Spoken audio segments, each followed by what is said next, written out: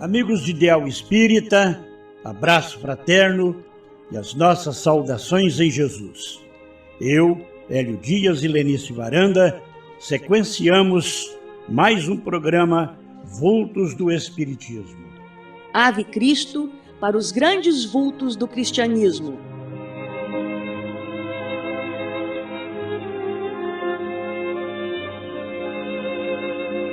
Biografia Hugo Gonçalves, uma série da vida e obra de Hugo Gonçalves em capítulos semanais. Capítulo 5, Contos e Casos do Paizinho de Cambé. Vamos agora curtir um pouco da presença entre nós desse maravilhoso espírito, o Paizinho. Hugo teve sempre um espírito alegre e jovial, brincalhão, e assim permaneceu até os seus bem-vividos 100 anos de reencarnado. Cultivava a jovialidade que a todos encantava. Nós estávamos certa vez, eu, ele e o saudoso Paulão de Paranavaí, numa reunião do Conselho Federativo em Guarapuava. Então, depois da reunião, que iniciava sempre no sábado à noite, depois tinha sua sequência no domingo de manhã, nós estávamos posando na casa de um casal amigo. E então, logo que nós entramos, o Paulão falou: olha, eu vou dormir aqui nesse sofá. Era um salão, numa sala, que era uma espécie de um corredor, e o quarto do filho estava reservado para nós lá. E esse quarto tinha uma divisão de madeira. E o seu Hugo ficou na cama desse lado, e eu do outro. E nós, depois a pressa, de noturna, bom, então agora vamos repousar. Começamos a conciliar o sono. De repente eu escuto um barulho naquela divisória. Ele deu um tremendo de um murro naquela parede, né? Falei, meu Deus, o que foi? Falei, não foi nada não. E acabamos dormindo. Aí no dia seguinte ele falou, era uma entidade que queria esganar ele, sabe? Era um coronel lá da cidade, Guarapuava, né? Que não queria que o movimento espírita fosse para frente. Então, para ver como que éramos assediados, nós estávamos também na reunião do Conselho Federativo em Jacarezinho. Jacarezinho, o centro era mais ou menos como a posição dele, como daqui. Ele tinha, o terreno era um declive, a parte de baixo era o antigo albergue noturno, mas já estava desativado, bem limpinho, bem arrumadinho. Então o pessoal de fora ia posar tudo ali, como nós. Eu sei que depois da reunião, nós fomos deitar, ele deitou numa cama de um lado, eu deitei aqui, e os outros conselheiros, todos deitados lá também. Mas começaram a fazer uma bagunça durante a noite. E começaram, um jogar travesseiro no outro, ele cai de lá e ninguém conseguia dormir. Aí eu falei para ele, seu Hugo, isso aí não é coisa que se faça, principalmente espírita, não é? Não estão fazendo coisa de mal, mas é hora de dormir. Amanhã cedo nós temos compromisso, viagem de retorno. Eu acho que o senhor deveria chamar a atenção deles, que eram mais idosos ali, né? Aí ele falou, então, fala para eles ficar quietos aí. Aí eu levava uns minutos de silêncio aí que o seu Hugo quer falar. Aí ele levantou ali, mesmo de pijama. Gente, eu não me recordo agora das palavras, mas é hora de dormir, não é hora de estar fazendo bagunça, tal. Eu sei que todos se recolheram na cama novamente, aí ficaram quietinhos lá.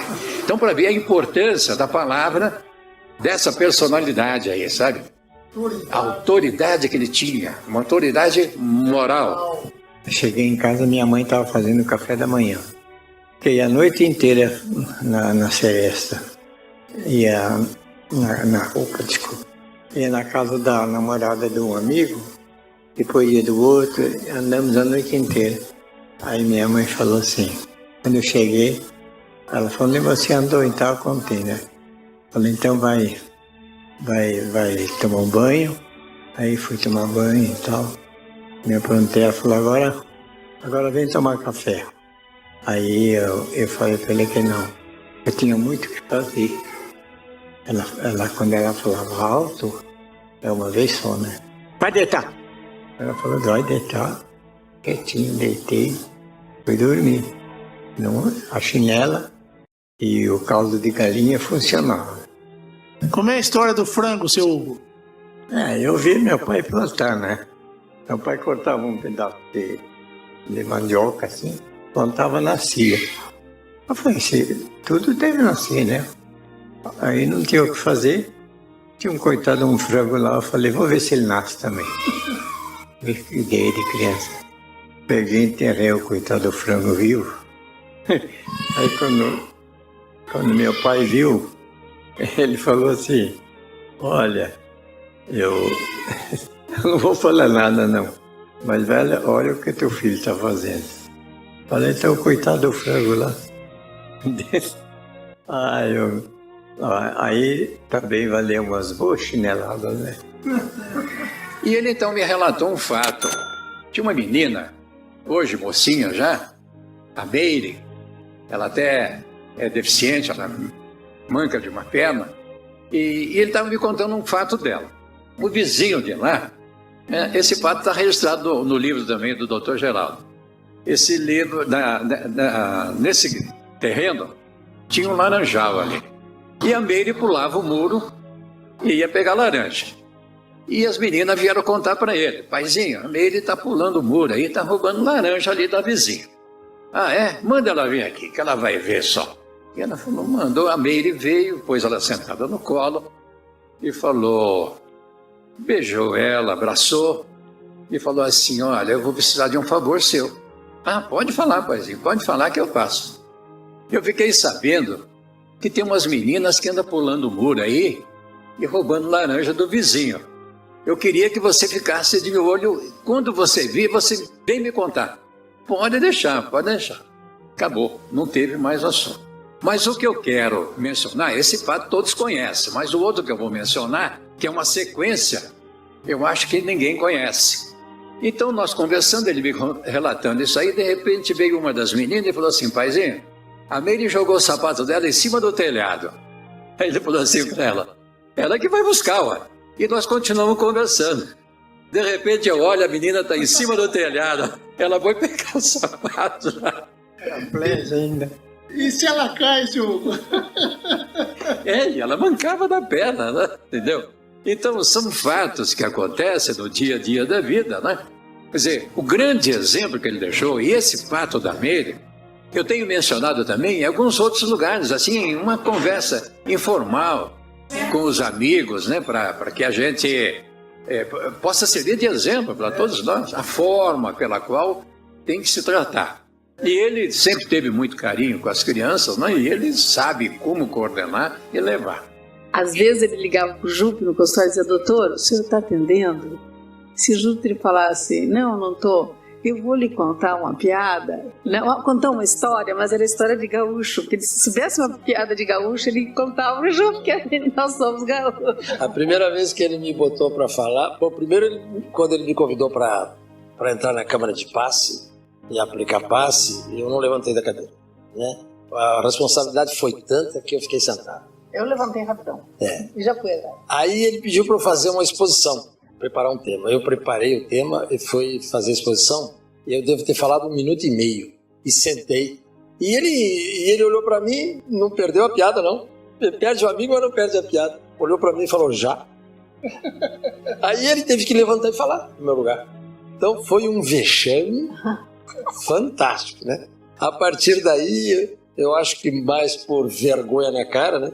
Eu comecei a estudar mais, treinar mais para poder falar. Mas a primeira vez bati recorde. Uma palestra, uma exposição de 1 minuto e meio. Eita, nós!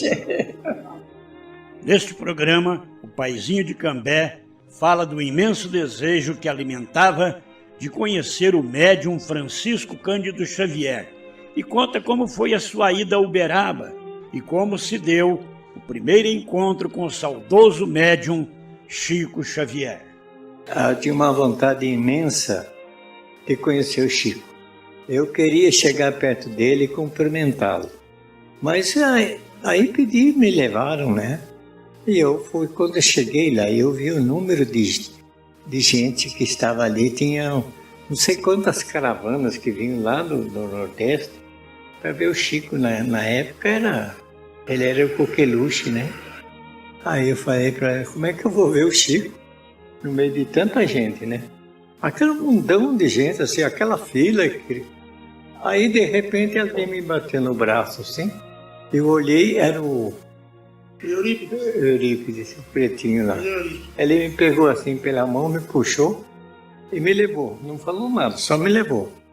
E demos a volta por trás. E quando eu cheguei, eu entrei por trás, quando a porta abriu, o Chico já estava me estendendo a mão.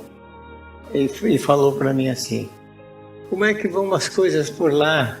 Como é que vai o imortal? Como é que vai isso, aquilo? Ele foi falando tudo, né? Eu fiquei pensando, falei, esse é bruxo. Nunca tinha visto você? Nunca tinha visto, nunca tinha me visto. Ele me perguntava, me perguntou uma série de coisas do meu tempo de criança. Aí eu fiquei encantado. E, bom, Chico é o Chico, né? O ditado de que ao lado de um grande homem existe sempre uma grande mulher ainda foi mais do que verdadeiro no caso dessa união de corações e de almas, Hugo e Dulce. O paizinho de Cambé montou um lindo jardim em homenagem à dona Dulce, que foi preservado por ele com muito amor. No banco, onde passavam horas e horas conversando, Hugo e Dulce, como dois espíritos de luz, traçavam planos para a eternidade. Local onde lia as mensagens de Dona Dulce, recebidas pelo médium Carlos Bacelli de Uberaba.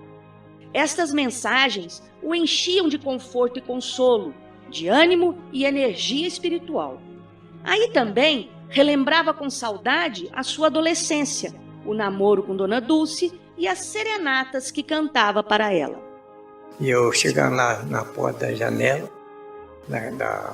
no jardim, na casa da frente da janela dela, eu cantava para ela assim: acorda, minha bela namorada, que a lua nos convida a passear, os seus raios iluminam toda a estrada, por onde nós havemos de passar. A rua está deserta, vem querida, tudo em silêncio na rua, nenhuma casa acordada, somente eu, o violão e a lua.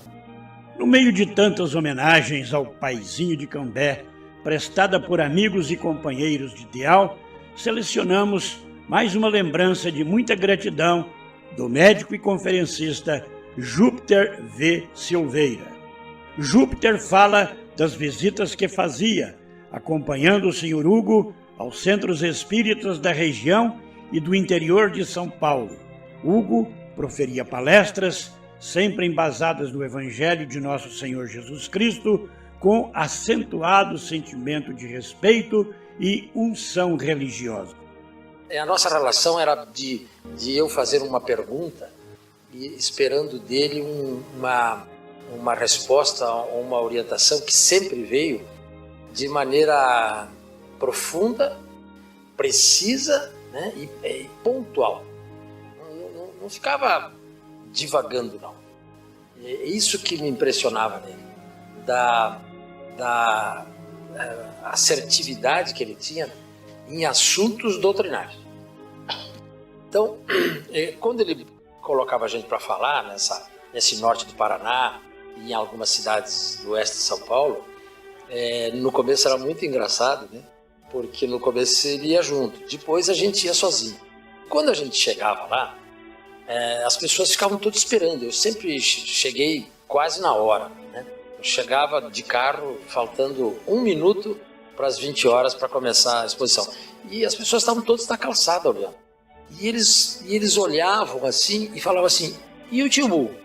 Aí a gente falava: não veio. Aí em coro eles falavam assim: ah.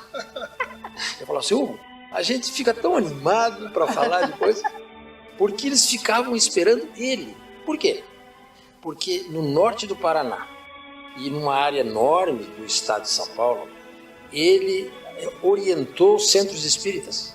O movimento espírita foi orientado por ele. Então, a reunião mediúnica a assistência social, o estudo, a relação das pessoas, né? Por isso que eu falo que ele é um terapeuta.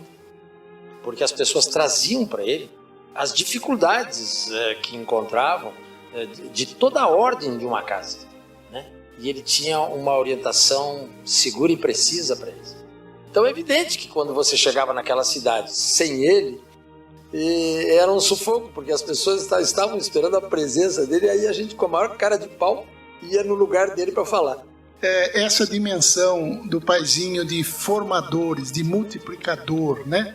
É uma outra dimensão, né? Que é uma raridade hoje, né? Então, os líderes, os presidentes de casas espíritas, só eles falam. Ninguém fala ao redor dele. É ao contrário dele. Ele nos estimulava para falar. Ele nos estimulava para participação séria. Só que ele gosta de uma coisa. Ele gosta de seriedade na análise da doutrina espírita. Quando você está falando com o coração, quando está falando com seriedade, e você está falando do Evangelho, ele aprova. Se você vai viajar para a ciência, para a filosofia, ele já faz aquela boquinha para baixo assim. Mas ele quando você viaja como ele nos ensina, né? As palestras dele são dentro do Evangelho. Ele não faz palestra fora do Evangelho. Ele vai contando e você vai vendo Jesus andando na barca, Jesus falando, Jesus subindo morro, Jesus curando. É assim que é o Evangelho. Então, quando você, seguindo o exemplo dele, busca esse referencial do Evangelho, ele se sente feliz, né? E ele vê que a gente tem jeito, pelo menos um pouquinho. Chegamos ao final do programa Vultos do Espiritismo, com Hélio Dias e Lenice Varanda, apresentando a série Vida e Obra de Hugo Gonçalves.